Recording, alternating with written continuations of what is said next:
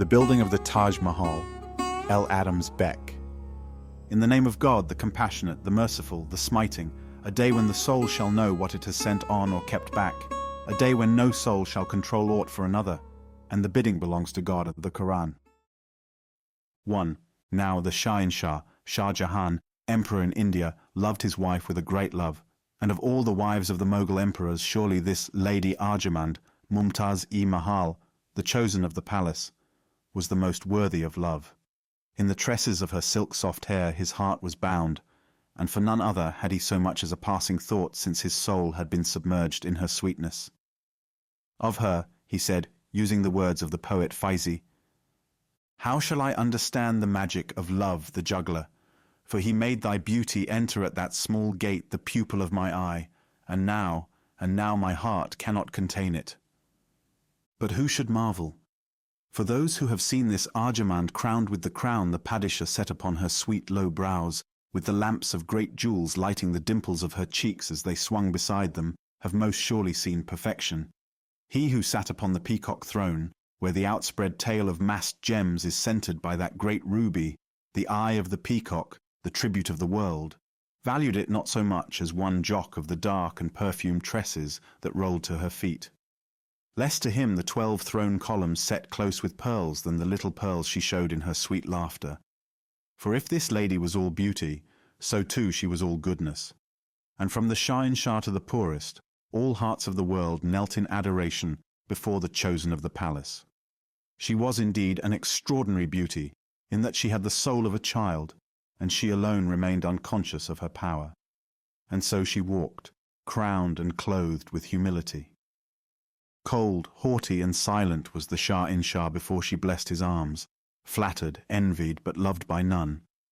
But the gift this lady brought with her was love, and this, shining like the sun upon ice, melted his coldness, and he became indeed the kingly centre of a kingly court. May the peace be upon her. Now it was the dawn of a sorrowful day when the pains of the Lady Arjamand came strong and terrible, and she travailed in agony. The Hakims, physicians, stroked their beards and reasoned one with another. The wise women surrounded her, and remedies many and great were tried, and still her anguish grew, and in the hall without sat the Shah upon his divan, in anguish of spirit yet greater.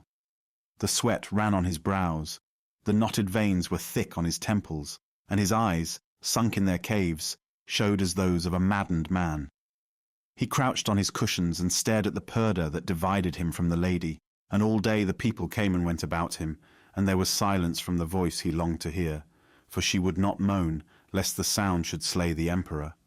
Her women besought her, fearing that her strong silence would break her heart, but still she lay, her hands clenched in one another, enduring, and the emperor endured without. The day of the smiting. So as the time of the evening prayer drew nigh, a child was born, and the empress, having done with pain, began to sink slowly into that profound sleep that is the shadow cast by the last. May Allah the Upholder have mercy on our weakness. And the women, white with fear and watching, looked upon her and whispered one to another, "It is the end." And the aged mother of Abdul Mirza, standing at her head, said, "She heeds not the cry of the child. She cannot stay." And the newly-wed wife of Saif Khan, standing at her feet, said, "The voice of the beloved husband is as the call of the angel. Let the Padishah be summoned." So the evening prayer being over, but the emperor had not prayed, the wisest of the Hakims, Kazim Sharif, went before him and spoke. "In Allah, may the will of the issuer of decrees in all things be done. Ascribe unto the Creator glory, bowing before his throne." And he remained silent. But the Padishah, haggard in his jewels, with his face hidden, answered thickly, "The truth, for Allah has forgotten his slave." And Kazim Sharif, bowing at his feet and veiling his face with his hands, replied, "The voice of the child cannot reach her, and the Lady of Delight departs.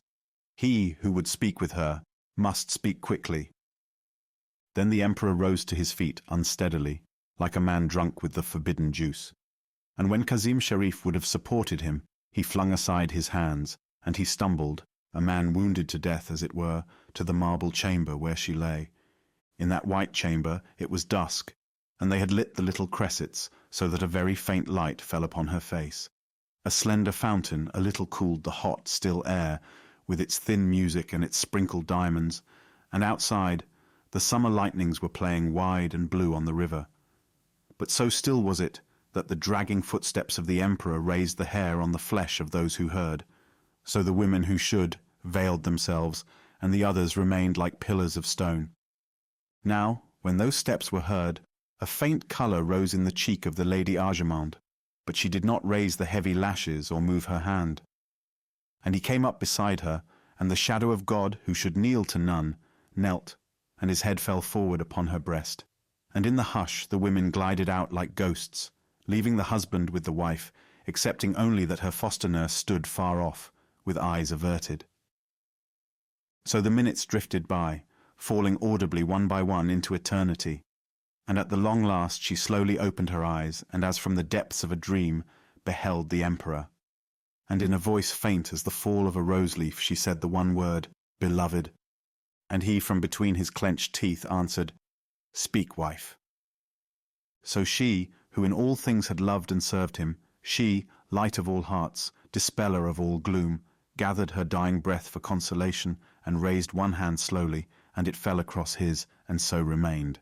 Now her beauty had been broken in the anguish like a rose in storm, but it returned to her, doubtless that the Padishah might take comfort in its memory, and she looked like a houri of paradise, who kneeling beside the Zemzem well beholds the waters of peace.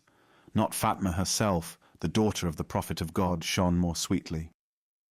She repeated the word, "Beloved." And after a pause, she whispered on with lips that scarcely stirred, "King of the age, this is the end." But still he was like a dead man, nor lifted his face. "Surely all things pass, and though I go, in your heart I abide, and nothing can sever us. Take comfort." But there was no answer. Nothing but love's own hand can slay love. Therefore remember me, and I shall live.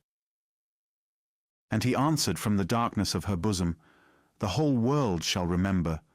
But when shall I be united to thee? O Allah, how long wilt thou leave me to waste in this separation?" And she, "Beloved, what is time? We sleep, and the night is gone. Now put your arms about me, for I sink into rest. What words are needed between us? Love is enough." So, making not the profession of faith, and what need since all her life was worship, the Lady Arjamande turned into his arms like a child. And the night deepened. Morning, with its arrows of golden light that struck the river to splendor. Morning, with its pure breath, its sunshine of joy, and the coals fluting in the palace gardens. Morning, divine and new from the hand of the Maker, and in the innermost chamber of marble a white silence. And the lady, the mirror of goodness, lying in the compassion of Allah, and a broken man stretched on the ground beside her. For all flesh, from the camel-driver to the Shah in Shah, is as one in the day of the smiting. 2. For weeks the emperor lay before the door of death, and had it opened to him, he had been blessed. So the months went by, and very slowly the strength returned to him. But his eyes were withered, and the bones stood out in his cheeks. But he resumed his throne, and sat upon it kingly, black-bearded, eagle-eyed, terribly apart in his grief and his royalty. And so seated among his Uzbegs, he declared his will. For this lady, upon whom be peace, departed to the mercy of the giver and taker, shall a tomb palace be made, the like of which is not found in the four corners of the world. Send forth therefore for craftsmen like the builders of the temple of Solomon the wise, for I will build.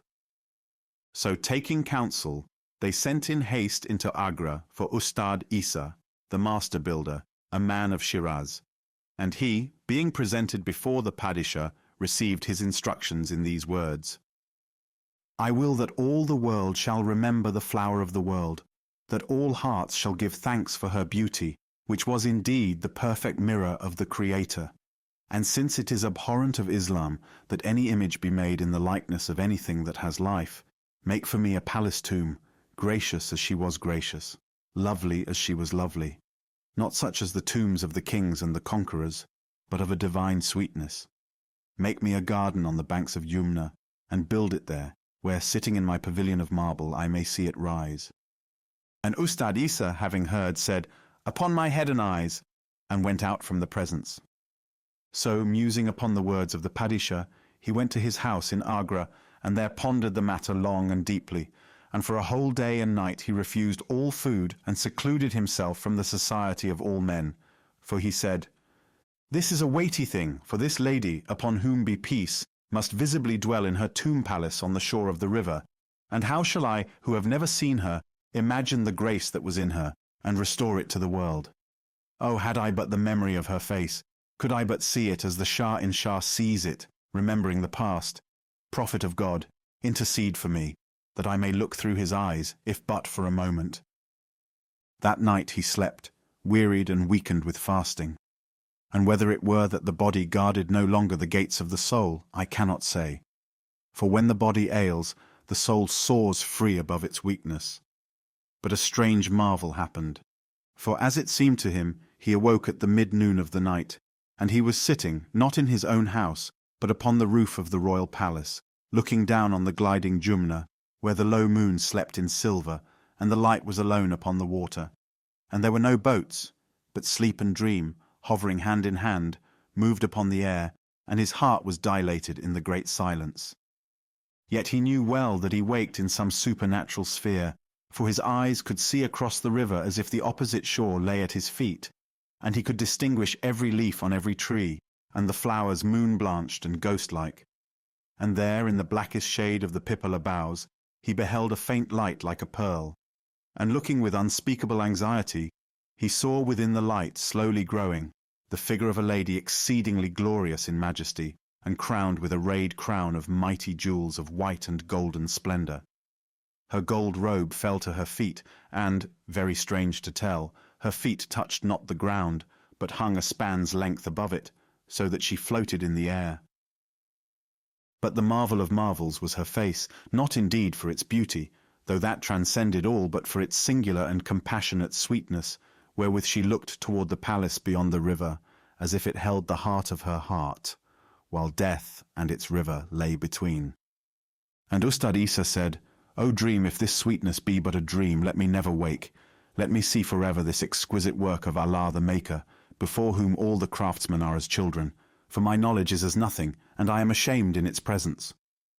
And as he spoke, she turned those brimming eyes on him, and he saw her slowly absorbed into the glory of the moonlight.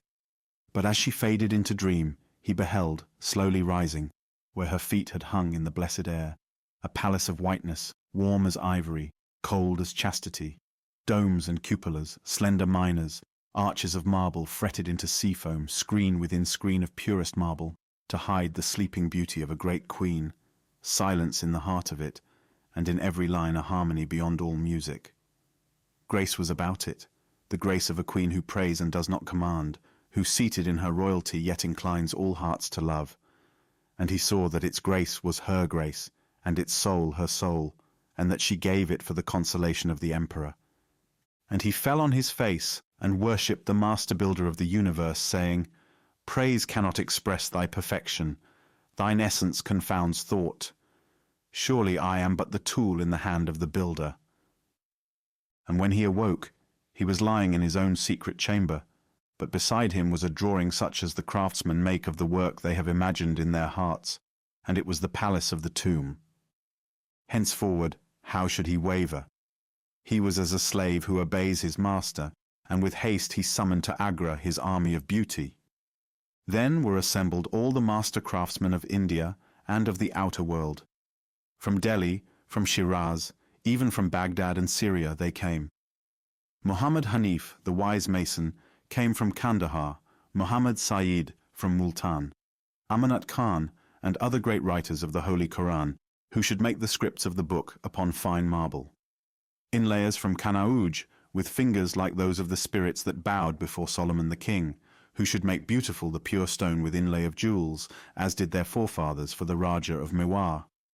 Mighty dealers with agate, cornelian, and lapis lazuli. Came also from Bokhara, Atta Muhammad and Shakri Muhammad, that they might carve the lilies of the field very glorious about that flower of the world. Men of India, men of Persia, men of the outer lands, they came at the bidding of Ustad Isa, that the spirit of his vision might be made manifest. And a great council was held among these servants of beauty. So they made a model in little of the glory that was to be, and laid it at the feet of the Shah-in-Shah. And he allowed it, though not as yet fully discerning their intent. And when it was approved, Ustad Isa called to him a man of Kashmir, and the very hand of the Creator was upon this man, for he could make gardens second only to the gardens of paradise, having been born by that Dal Lake where are those roses of the earth, the Shalimar and the Nishat Bagh.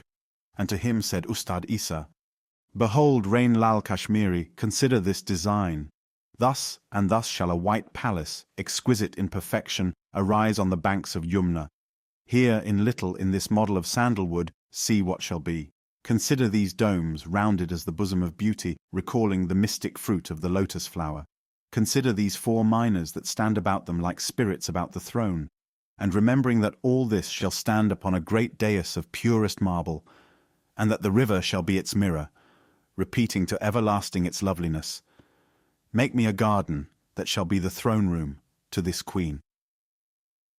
And Ramlal Kashmiri salamed and said, "Obedience," and went forth and pondered night and day, journeying even over the snows of the Pir Panjal to Kashmir, that he might bathe his eyes in beauty where she walks, naked and divine, upon the earth.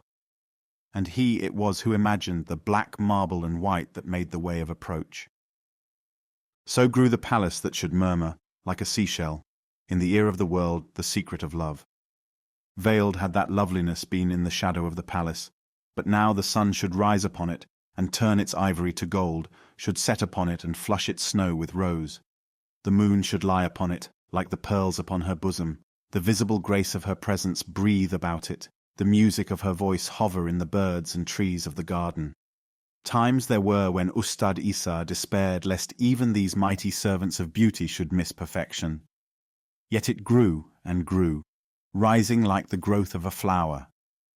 So on a certain day it stood completed, and beneath the small tomb in the sanctuary, veiled with screens of wrought marble so fine that they might lift in the breeze, the veils of a queen, slept the Lady Arjamand, and above her a narrow coffer of white marble, enriched in a great script with the 99 wondrous names of God.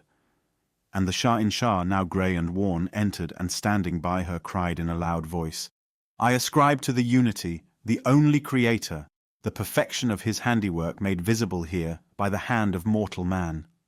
For the beauty that was secret in my palace is here revealed, and the crowned lady shall sit forever upon the banks of the Yumna river. It was love that commanded this tomb." And the golden echo carried his voice up into the high dome, and it died away in whispers of music. But Ustad Isa, standing far off in the throng, for what a craftsman in the presence of the mighty, said softly in his beard, "It was love also that built, and therefore it shall endure." Now it is told that on a certain night in summer, when the moon is full, a man who lingers by the straight water, where the cypresses stand over their own image, may see a strange marvel, may see the palace of the Taj dissolve like a pearl, and so rise in a mist into the moonlight. And in its place, on her dais of white marble, he shall see the Lady Arjamand, TAJ Mahal, the chosen of the palace, stand there in the white perfection of beauty, smiling as one who hath attained unto the peace, for she is its soul. And kneeling before the dais, he shall see Ustad Isa, who made this body of her beauty, and his face is hidden in his hands.